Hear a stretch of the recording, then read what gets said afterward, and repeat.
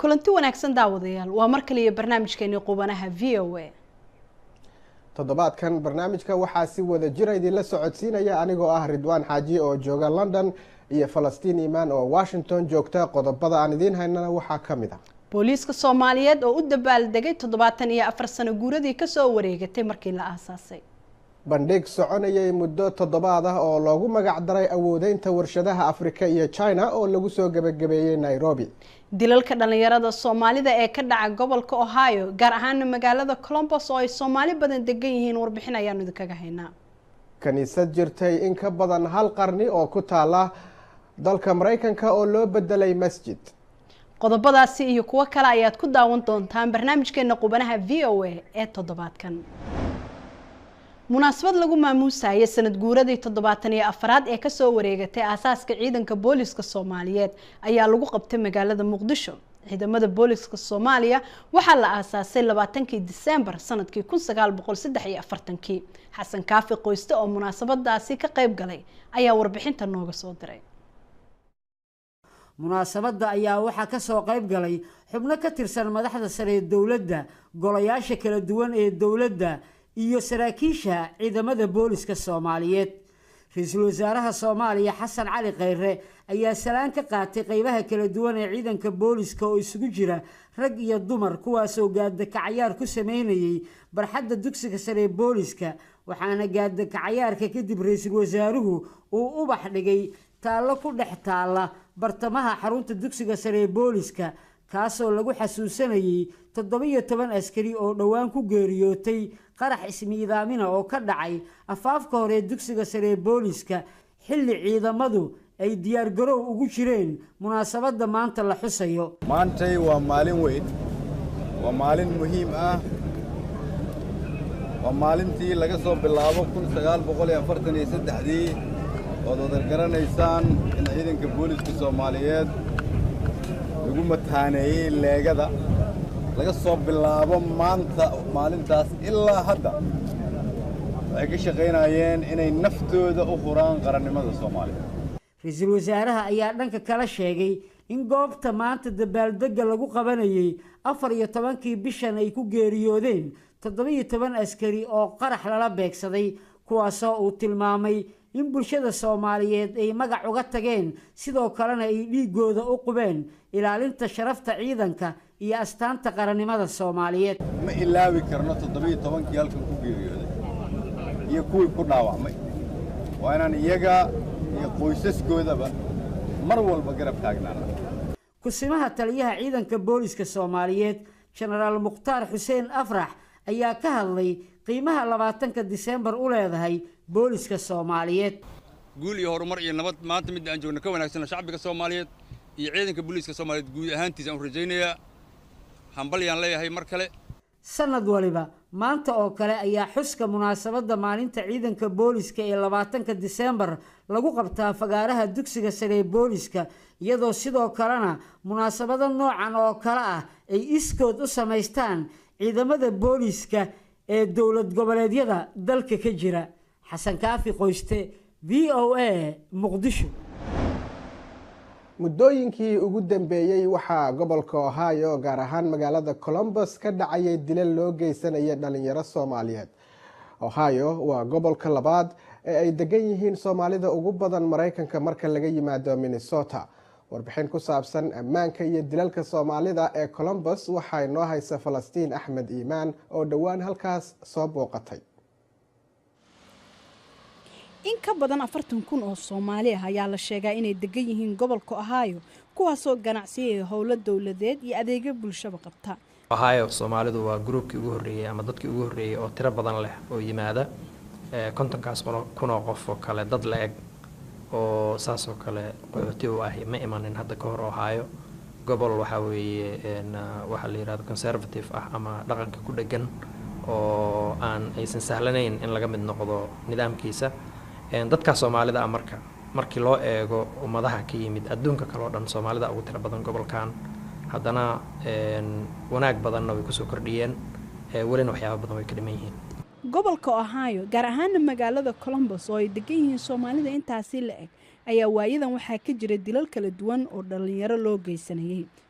iskoolku ka soo rawaxay waxay ahayd baan u malaynayaa saacaddu 4 meelaha wuxuu soo wacay 3:55 daqiiqo wuxuu yidhi aabba librarigan u baanahay ii imo isla markiiba waan imid markiina isagoo moogtay boliis iyo ambulance joogaan baan imid maanan ogeyn marka kadib wiil yaroon dhalay baa yidhi aabbo maxamed garoonku jiifaa dhulku jiifaa marka isla markiiba waxbaa igu dhacay waan orday wiilkii oo kubaddii ay ku ciyaarayeen guriga hortiisa ay ag taallo isagiina uu jiifo yaan tagna meesha boliiskuna meesha ay xidheen dilalka dhalinyaradan ayaa ah mid walaacinaysa waalidiin badan qaar badan oo ka mida waalidiinta aanu la kulannay ayaa ka gaabsaday in ay si toosa uga hadlaan dilalka dhacay qaarkood waxaa jira in waalidiintu ay dilalka wiilashoodii ku tuhmayaan dhalinyaro kale oo Soomaali ah oo xaafadda ama magaalada kula nool intaasi waxaa sii dheer qaar badan oo ka mida eedaha dilalkaasi in aanan weli xal loo helin maxamuud waxa uu ka waramayaa gaar ahaan sida dilka wiilkiisa uu u taabtay qoyskiisa iyo saaxiibadii noloshaydii sidii aan ahaan jiray may nin aad farxad badan baan ahaa nin aad social baan ahaa waxaygo dhan hadda waxay isku soo urureen aanan xitaa qoslin oo wax kastoon samaynaya uu yahay wax uun runtii aanan habi ahayn markaan kuu sheego xaliima mudday sheekh aways waa hooyo iyana wiilkeeda lagu dilay magaalada Columbus waxaa la dilay wiilkeeda oo lagu magacaabayay Muhammad oo 22 jir ahaa xaliimo waa hooyo 6 caruur oo yaryar oo agoona la timid dalkan Mareykanka oo ay kala soo carartay dagaaladii Soomaaliya si ay ugu koriso halkan xaliimo waxay ka waramaysaa qaabka wiilkeeda loo dilay ani waxaan ogahay inuu isoo wacay oo dhahay right isii hooy hadda ku imaana markaan dhaasoo ilig laga soo bixiyay dhiigiisa da'ayo anaa ku imaana markaasuu yiri hooy adiga ii imaanin hadda shaqka imaaday walaashay isoo aadin horteen gabdhahana aadeen ayaga soo kaxeeyeen ma hubo inuu asi wacay weydiiyay uu dhahay ikhada inay ayaga u yimaadeen oo qaadeen laakiin dadkii markaas la joogay waxay sheegeen inay farmashiyaha ka wada imaadeen daawo u soo gatay xanuun hayay asoo jaranjarta si koraa in gaarigan dhexdiisa loogu wacay xaliimo waxa ay sheegtay in iyadoo hooyo qura ah ay caruurteeda korintooda culays badan ka soo martay iyadoo weli dareemaysa xanuunka dilka wiilkeeda waxaa kaloo ay walwal ka qabtaa in aan wiilkeeda cadaalad loo sameyn waxay sheegtay in kuwii ogaa ee joogay dilka wiilkeeda iyo qofkii lagu tuhmayaba ay weli banaanka joogaan qofna uusan runta ka hadlin weli waa dhuntay rajada waxaa la soo daristay cabsi khalkhal dhibaato badan laana markii hore hooyo kaligeed la caruur korinayso aabba la soconin inta ciyaalka korisa rabtay intay korneebsato ku nasato yani oo haddana inta loo yimaad laga dilo maxaa lagu tilmaami karaa dilalkan ayaa marka ay dhacaan caqabada ugu weyn ee hor istaagta in la baaro waxa ay tahay marqaati la'aanta waxaana ugu sii daran marka ay yihiin kuwa ka dhex dhaca Soomaalida waxa ayna taa la wadaagaan sidii aanu ku soo aragnay magaalada Toronto oo dilalka dhalinyarada ay yihiin badankooda kuwa aan xal laga gaarin qayb kale oo kamid ah warbixinadan aanu ku eegayna Soomaalida gobolka Ohio waxaad ku maqli doontaan idaacadaheena soo socda bandhig soconaya muddo 7 oo loogu magac daray awoodeynta warshadaha Afrika iyo Shiinaha ayaa lagu soo gabagabeeyay magaalada Nairobi ee dalka Kenya carwadan oo lagu soo bandhigay wax soo saarka kala gedisan ee Shiinaha ayaa waxa ka qayb galay oo warbixintana nooga soo diray waryaheena Yaasiin Ciise Wardheere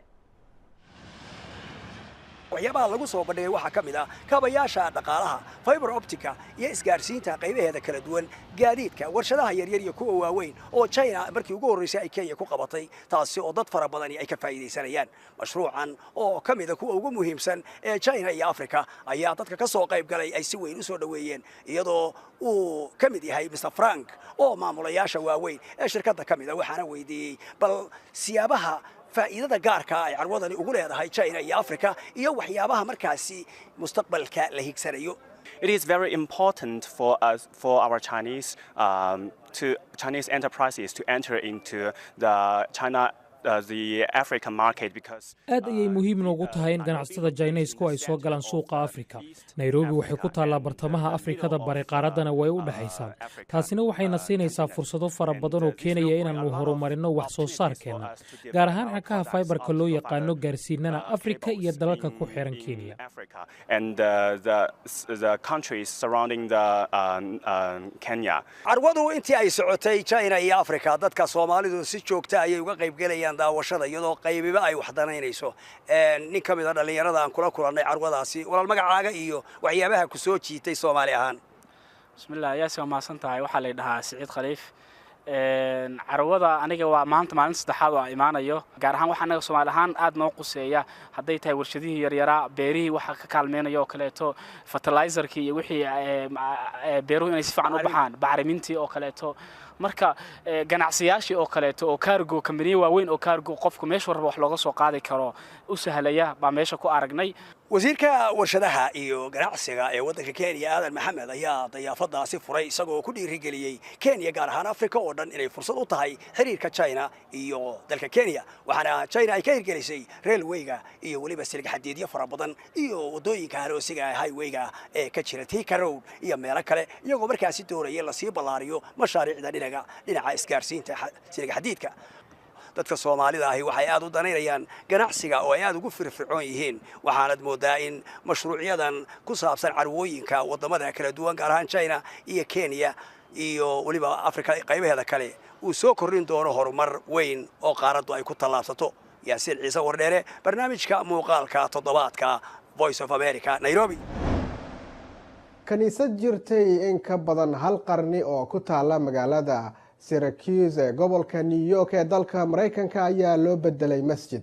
muslimiin u badan qaxooti oo ka faa'iideysanaya dastuurka waddankaasi oo ogolaanaya sinaanta xuquuqda goobaha cibaadada ha ahaata kaniisad ama masjid ayaa tallaabadan ku dhiiraday sida uu warbixintan ku faahfaahinayo Jacfar Kuukay. calaamadii isdhaafka ahayd ee Kiristaanka waxaa lagu bedelay bisha astaanta waa muslimiinta. haddana waxaa loo bixiyey masjidka Ciise ibnu Maryam 4 sano ka horna waxaa loogu yeeri jiray kaniisadda Holy Trinity. gudihiisa waxaa ku xardhan aayado quraanka kariimka. mar walba waxaan idhaahdaa derbiyadani waxa ay 100 sano sugayeen in ay quraanka dhageystaan dareenkaasina bilowgii horeba waan qabay. Yuusuf Soyl waxa uu qayb ka ahaa dadaalka kaniisaddan masjidka loogu rogay waxa uuna qirayaa inaanay sahal ku iman in jabaqda aadaanka kaniisaddan laga dhex maqlo.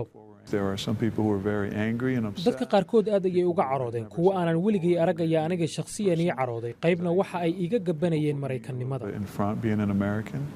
kaniisadda Holy Trinity waxaa la dhisay horaantii qarnigii 20aad waxaana ku xirnaa qaxootigii Jarmalka iyo Talyaaniga ahaa ee sii kordhayay xilliga in badan ayaa halkan isku guursaday tiro kalena waa la guwaasay. laakiin isbeddelka deegaanka ayaa saameeyay in badan oo dadkii ku xirnaa waxay u wareegeen tuulooyinka waxaana bedelay hir cusub oo qaxooti muslimiin u badana. waxaanu ceesh ka qaybsannay dad kala duwan ugu dambayntiina si fudud ayay ku oggolaadeen in kaniisadda masjid loo bedelo. sannadkii 2010 ayay Roman Catholic u xireen kaniisaddan ku taala Syracuse inkastoo ay jireen dad doonayay in ay bixiyaan lacag 3 laab si ay baar amaba kalaab ugu bedelaan. haddana waxaa muslimiinta looga iibiyey lacag taas aad uga yar si weli ay u sii ahaato guri lagu cibaadaysto. waxaa durbaba bilaabmay dayactirka dhismahan kuraastii ayaa la fujiyey waxaana alwaaxdoodii lagu hagaajiyey saqafka waxaa la fujiyey calaamadihii Kiristaanka ee isdhaafka ahaa qaarkoodna waa la masaxay. masjidku ma laha qol gaar ah oo ay dumarku ku tukadaan mana jiro derbi ragga iyo haweenka kala sooca mana laha mu'adin iyo imaam gaar ah maadaama uu muslimiintoo dhan u dhaxeeyana qof kasta wuu addimi karaa salaadana dadka ka bixin karaa.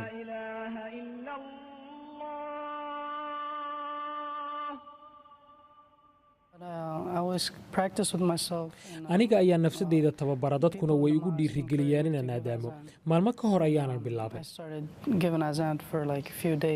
qaxooti ka kala yimid dalal dhowraha ayaa ku nool agagaarka masjidka, laakiin adeega masjidku kuma koobna muslimiinta oo keliya. run ahaantii waxay isku arkaan inay xaafadda oo idil u adeegayaan. bakhaarka raashinkooda dadka oo idil ayuu u furan yahay. ma aha xubnaha masjidka iyo muslimiinta oo keliya ee waxa ay doonayaan inay bulshada oo idil u adeegaan.